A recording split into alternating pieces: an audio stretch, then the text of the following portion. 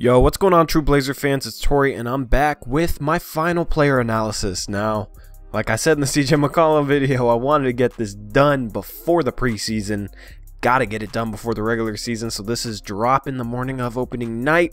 Very excited for tonight. The season is finally here. It's going to be a big game. So before we jump into this final player analysis, I got a few different things to get out of the way. First off, thank you to Definitive One for being our first patron. Now, we started up Patreon as a way that you guys could help our channel grow, and this is something we're hoping to add perks to so that if you guys donate to us, we can give something back to you guys. If you want to show your support and want to help us grow, there's a link to our Patreon page down in the description below. Again, thank you to Definitive One for being our very first patron. Is it patron? Patron? It's patron, right? I gotta get that right. Also, I'm hoping to get a preseason recap video out today. I've just had so much going on. My computer's been having issues as well. Just nothing's really going as smoothly as I hoped in the past week or so, but still going to try and get out a preseason recap today as well. I'm grinding hard for you guys, so I hope you guys enjoy the content. You can follow me on Twitter at ToryJonesYT and follow our page on Twitter at TrueBlazerFan. We're almost at 1,000 followers, so that'll be a cool milestone to hit. Coming tomorrow will also be the first day after recap, as I will be recapping every Blazer game the day after it happens. Short 5 to 7 minute videos, and I really hope you guys enjoy that series. If you guys have any other ideas for videos you'd like to see, leave them in the comment section down below. So with that super long intro out of the way, let's jump into the player analysis for Damian Lillard. Now, this will either be the easiest player analysis to make, or it might be the hardest, because in each video I've tried to look at some of the things each player does well, some of the things they need to improve on. With Damian Lillard, it's going to be hard to talk about things that he needs to improve on. But I honestly think we should start there, and then I'll get into all the things he does great for our Portland Trail Blazers organization. That'll probably be a much longer section. So first off, his defense. He's known around the league as a poor defender, but he actually improved a lot last season. I attribute some of that to having a true rim protector behind him in Jusuf Nurkic, who's the best rim protector Dame's ever had next to him. I do think that allows Dame to kind of pressure a little bit more and not really worry about getting beat. Whenever you're worried about getting beat, you try and contest shots, but also try and sag off so that you don't get beat. Basically, you just try to do too much defensively when you don't have that protection behind you. Having the confidence that the team won't get absolutely burned if you get beat, I think allows defenders to play a little bit more freely and give a little bit more effort into playing more physical defense and playing up further on guys. And I think this has helped Dame. While he's still trying to become simply an average defender, I do think he got halfway there with his improvement last season. Still needs to work on getting through screens. For whatever reason, he dies when he gets hit with a screen. Still needs to brush up on his off-ball defense, but he got much better last season at digging at ball handlers, digging at guys driving the lane while not fully committing and leaving his man for an open shot. He's really good at being one pass away and being able to dig and recover. But there's more to off-ball defense than that. He does need to get better looking and being able to see when off-ball screens are coming, as well as being able to keep track of his man, because him as well as CJ McCollum both have habits of getting back cut too much. So if he can get through screens better and he improves that part of his off-ball defense, he'd probably be at least an average defender, which for someone who does as much as he does offensively, that's pretty much all you can ask for. The other thing I really want to see improve with him is his shot selection, and I don't really put this on him, I put this on the offense. I put this on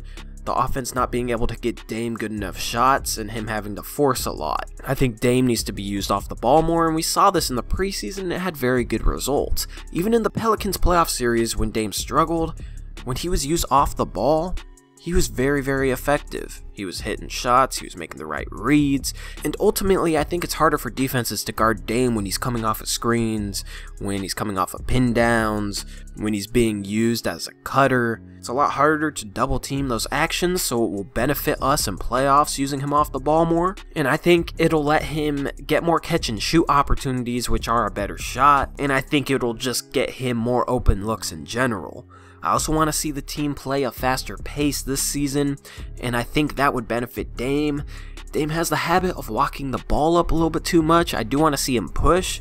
He's so slippery and quick and crafty when it comes to finishing in the lane. I want to see him attacking the basket at all times in transition, and if not, he's so good shooting off the dribble that's a shot that he should be comfortable shooting with 18-19 on the shot clock. If he's able to get an open 3 off the dribble in transition, he definitely needs to shoot it. Productive fast break offense is able to completely swing the momentum of a game, and it's something that this team has been lacking, and I think that if we were able to play a more up-tempo style, it would benefit Dame's shot selection, since he'd be able to get to the rim a little bit more, and he'd be able to get open threes. That compared to playing in the half court and him having to isolate too much and him having to force things one-on-one. I'm sure there's other things here and there that he can improve, some very finite nuances that I haven't really thought of. I know he could be a better passer, but he's never going to be a John Wall, so I'm not really looking at that as something that he should improve on. I do think his passing is underrated because people just look at assists.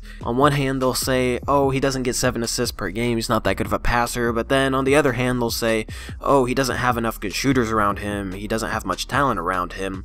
Well, if he's passing to better shooters, he's going to get more assists. But as I've said in previous videos, I want to see more ball movement out of this offense. And in a team that moves the ball, you're going to get a lot more guys with 2 or 3 assists a game, and you're not going to have somebody with 10 assists a game. A team that truly shares the ball doesn't really have a guy leading assists like that. So as a result, him getting 6.5 assists isn't really a knock on his passing, because I do think it's underrated. I do think he has good vision, I do think he makes the right passes, he doesn't really force passes. We also played a very slow pace as well, so his assist numbers were kind of skewed by that, and like a lot of people say, he doesn't have the best shooting around him. So basically, I just don't think you can use assists per game to fully accurately track somebody's passing ability. And I think that's the mistake that a lot of people make with Damian Lillard. And any Blazer fan knows what he can do offensively. This dude is so good at attacking the rim and being able to finish from weird different angles. He has seemingly an endless bag of finishing moves. He has that inside hand, right-handed scoop finish that he's able to beat big men with. He's comfortable shooting a floater now. And then oftentimes he'll just pull out a finish that I've never even seen him do before. This dude is so comfortable as a scorer, he's able to kind of just improvise and make up stuff as he goes. And it makes him unpredictable and hard to guard, and rim protectors have fits trying to block his shot. Something that helps with his finishing ability is his ability to absorb contact, because while he is 6'3" and I think listed at 190 pounds, he is very strong for those listings. He's not afraid to create contact with a big man to get him off balance to make it so they can't jump to block his shot. He's able to create that contact and then go straight up into a layup. He's such a good finisher, and I love that part of his game. And then we all know about his shooting from mid-range or 3. He's able to hit 1-2 dribble pull-ups. He has that stutter step back. He has a great pace to his game, which allows him to kind of lull defenders to sleep and then use that against them to either beat them to the rim or hit that stutter step back. His footwork, the timing of his steps, just the whole cadence to his game works so well for him.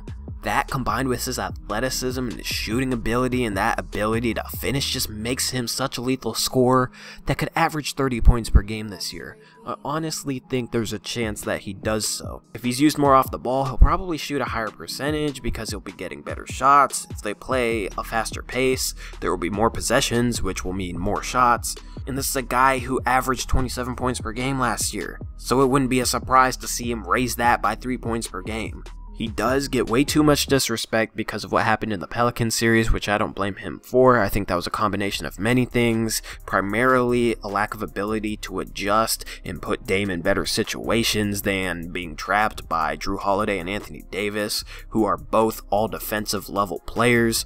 But a lot of the national media and fans of other teams just saw the result, looked at the box scores, and then made up their opinions. Most of the time you can tell if somebody truly paid attention to what was actually happening in that series. So these people forget that this was a dude who was 4th in MVP voting last year and first team All-NBA. If he averages 30 points per game and Portland gets a 3rd seed with over 50 wins a game, he actually has a chance at winning MVP. Last year going into the season, if you said that he'd be first team All-NBA and 4th in MVP voting, people would have told you you're crazy, but he was. So I don't think it's too crazy to step out and say that Damian Lillard's a top 5 MVP candidate this year and he has a legitimate chance to win it. Given this dude's story, you should never be surprised with what he achieves. The last aspect of Damian Lillard that I have to talk about is his leadership. This dude is so underrated across the league as a leader. Dame is the type of leader that empowers the players playing next to him. He's the type of leader that makes his teammates comfortable with the fact that they know that he's not going to put up with any excuses. When you hear Jusuf Nurkic talk about Dame's leadership, you can tell just how good an on and off the court leader Damian is. He's talked in the past how he wished LaMarcus handled him a little bit differently when Damian came into the league, and Damian has used that to actually help him become a better leader and be that guy that he wanted for the young guys coming into the league right now. Dame will be a great leader for Anthony Simons. He will definitely teach him things that pretty much no guard in the NBA would be able to instill in him.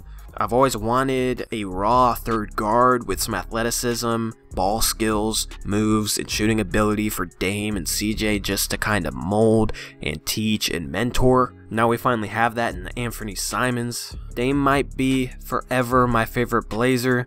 Now I'm young, I was born in 1996, so I didn't really go through the Clyde days, I didn't go through the Bill Walton days for sure, I don't even remember Arvydas Sabonis playing for the Portland Trail Blazers, so I got Brandon Roy and Damian Lillard. So I can say by far that Damian is my favorite player to ever put on a Portland Trail Blazer jersey, and I pray and I hope that he never goes anywhere else. Even if we don't win a championship, even if we let him down, it would still mean the world to me to have a guy like that being our legacy player, being a guy who spends his whole career here. Anyway, True Blazer fans, let me know what you think about our leader, about Damian Lillard. Let me know if there's aspects of his game that I missed on, and then we can have a discussion about those in the comment section below. I'm really glad to wrap up this series. It's been a long time coming, and I'm really excited to get into the season. Blazers better win tonight, man. I'm very hyped for this game, and I'm pretty sure you are too. So with all that being said, this player analysis series is a wrap. This has been Tori, peace out.